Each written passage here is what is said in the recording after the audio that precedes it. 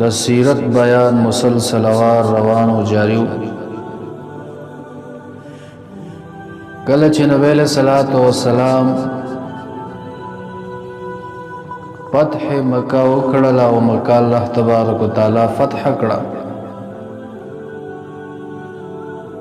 په سرزمین حجاز باندې د کفر غزور مات شو او فدین اسلام کې خلق ډلې ډلې داخله دل شروع شو بل طرف ته په حنین کې چې بعض کم خلق آبادو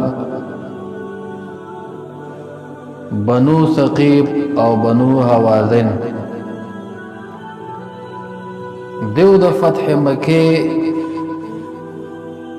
داسې یو اثر واغسته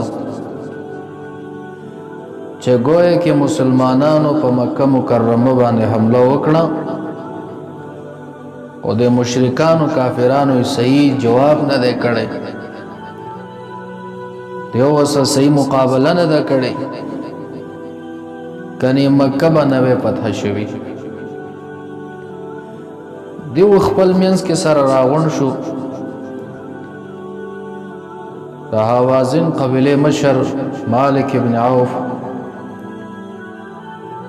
د دې جرګې مشرک والا او دی غزوه ته غزوه حوازن هم ویل شي ځکه دا د حوازن قبیله سره شو او غزوه حنین ورته ځکه وایي چې دا د حنین په مقام باندې شو حنین د مکه مکرمه او د طائف په درمیان کې یو ځای دی دیو په خپل منځ کې سره راغون شو او فیصله په دې باندې وکړه چې موږ به خبر پور د مسلمانانو سره جنگ کو هر قسم قوتونه برابر کړو نبی علیہ الصلوۃ والسلام مبارک قال یو صحابی حضرت عبداللہ ابن ابی حضرت رضی اللہ تعالی عنہ د حالات معلومولو لپاره حنین تولیږي او مبارک و تو فرمایل چل تفاتی شر د خلکو حالات واخلا چې دیو صحیح را لري او مبارک ال تلاړ سو خطر کو ورته پته ولګی چې دغه قبایل د اسلام په خلاف باندې د جنگ کولو مشوره وکړه د مبارک چې واپس راغی نبی له صلوات و سلام مبارک ته فرمای اے د الله رسول دغه خلق جنگ ته اراده لري هر قسم ساز او سامان برابر کړي دي او حتی چې خپل زنانا واړه ماشومان زناور ساوري ټول میدان ته راستلي دي په دې خاطر باندې چې څوک واپس نشي آخر دم پورې بجنګيږي نبی له صلوات و سلام مبارک فرمایل خاصه ده نبی له صلوات و سلام سره ما تاسو ته ویلو فتح مکه په واقعه کې چې لزر لخر د مدینه منوره نه تلو او شلم رمضان المبارک باندې فتح مکه وشو په اتم کال د هجرت باندې او فنزل سورج نبی له صلوات و سلام مبارک دغل ته دیرو مکه مکرمه کې نو رمضان چې تیر شي بیا ورپسې د شوال وړاختر میاش راځي نو یا په 5م تاریخ د شوال باندې او یا په 1م تاریخ د شوال وړاختر په 1م یا د وړاختر په 5م باندې نبی له صلوات و سلام مبارک د مکه مکرمه نه د حنین په طرف باندې روان شو لزر کسان ورسره آغا حکم چې د مدینه منورې نه لخر راغلی او مکه مکرمه د فتح د فاره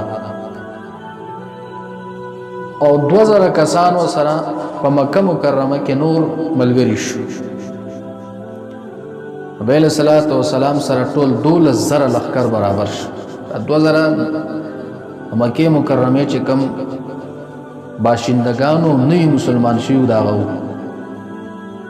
د دیو 12000 لښکر برابر شو. او د مالک ابن عوف د حوازن او د ثقيف بنو ثقيف قبیله لښکر 4000 فکر وتشته. نور کله واقعاتو کې بدا سے کېده چې د مسلمانانو لښکر ډېر کمزور و، ډېر لږ په تعداد په لحاظ باندې، او د کافرانو لښکر ډېر قوي و د تعداد په لحاظ او ډېر زیات و. خو فتح به بیا الله تبارک تعالی مسلمانانو ته ورکوله. دې فیره باندې مسلمانانو لښکر تقریبا ما درته ویل 12000 دی، کافرانو 4000 دی، یعنی 3 چنده د مسلمانانو لښکر سیوا دی. نور کله به داسې چې 3 چنده به د کافرانو لښکر سیوا و. نبی علیہ الصلوۃ والسلام چې روانېږي د صفوان بن امیه نه زغری راخلی چې د سره زغری ورسره وي، سل زغری ته نبی علیہ السلام راواغست او توي چې دا تاسو زمانه اخلی نو بیا به را کوي کنه، غصب را نه کوي کنه. ورته غصب نه دی، سوالی در نه راخلو، موږ دا جنگ وکړو واپس ته بیا درکو. وارک چې ورسېده حنین مقام ته، صحابه کرامو تعداد خو ډېر نو د یو کس د خولې نه پکې دا وختل شي نن ورځ څوک په موږ باندې غالب راشي. د مسلمانانو صحابه کرامو کې چا دا خبره وکړه، ځکه چې ما تاسو ته ویل نور کله بر دیو تعداد لګو دیو غالب راتلل. اوس خو بیا ویل چې اوس خو موږ هم ډېر یو، چې لږ غالب راتلو نو ډېر خو به خامخا غالب راتلو. دا خبره الله تبارک وتعالى ته خو نشوه، لکه د رب لا یزال هغه مدد د دیو سره شامل حالو په نور غزواتو کې. دقه یو خبره د رب لا یزال خو نشوه. نو الله تبارک وتعالى ته د لک ساعت د فاره هغه خپل مدد پورته کو، د لک ساعت د فاره. لکه دا موږ تاسو ټول ته بده کې تعلیم دی چې مدد حقیقی دا الله تبارک تعالی له طرفه دی. ومن نصر الا من عند الله، مدد نشته مگر د الله له طرفه دی. تاسو غزوه مؤته کې ما درته ویل چې صحابي مبارک ویل موږ په تعداد باندې جنگ نه کړی چې موږ ډیرو جو غټلې وي، نه موږ الله تعالی په مدد باندې په دین جنگ کړی. صحابه کرامو له لک سات د فار د الله تبارک تعالی مدد برشه. اغه زینب بنو حوازن بنو ثقيف حمله راوړه، د تورو گزارونه غشي وریږي. نو کم چې هغه نوي مسلمانانو 2000 دا غوي حوصله ور باندې کمزورې شوې، حتی چې بعضی تواریخ لیکلي دي چې هغه د میدان نه بهر شو. دغه چې نور صحابه کرام وکتل د دیو دا بهر کېدل د میدان نه، هغه حوصله هم لګي کمزورې شولې، هغه د میدان نه ووتل. مدد توفیق الله طرف نه، کوم مدد الله طرف نه. 12000 کسان مسلمانان دي. تاریخ لیکي د نبی له صلوات و سلام مبارک سره سل صحابه کرام په 12000 کې پاتې شو، دا نور د میدان نه بهر شو. نبی له صلوات و سلام مبارک په خپل سورلۍ باندې سور دی، تور ور سره ده، مخ کې روان دی. دومره جرأتمن انسان، دومره بهادر انسان، بیا مخې ته روان دی. 4000 لښکرو ته مخې ته پروت دی، مبارک سره سل کسان دي،